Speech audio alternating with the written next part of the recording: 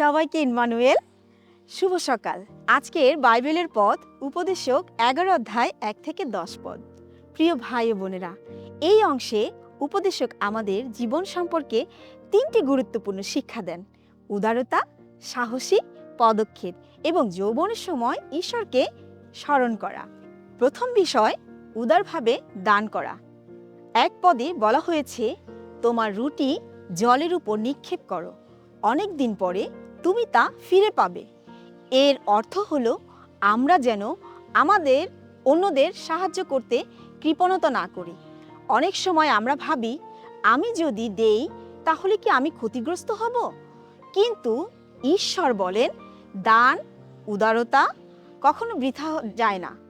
হয়তো আজ আমরা ফল দেখি না, কিন্তু ঈশ্বর ঠিক সময়ে তার প্রতিফল দেন। দ্বিতীয় বিষয়, ভয় না পেয়ে কাজ করা। 4 পদে বলা হয়েছে, যে বাতাস দেখে সে বীজ বপন করবে না, আর যে মেঘ দেখে সে ফসল কাটবে না। এর অর্থ হলো, যদি আমরা সব সময় নিখুঁত পরিস্থিতির জন্য অপেক্ষা করি, তাহলে আমরা কখনোই কাজ শুরু করতে পারবো না। জীবনে ঝুঁকি এবং অনিশ্চয়তা থাকবে, কিন্তু ঈশ্বর চান আমরা বিশ্বাস নিয়ে যেন এগিয়ে যাই এবং কাজ করি। তৃতীয় বিষয়, যৌবনের সময় ঈশ্বরকে স্মরণ করা।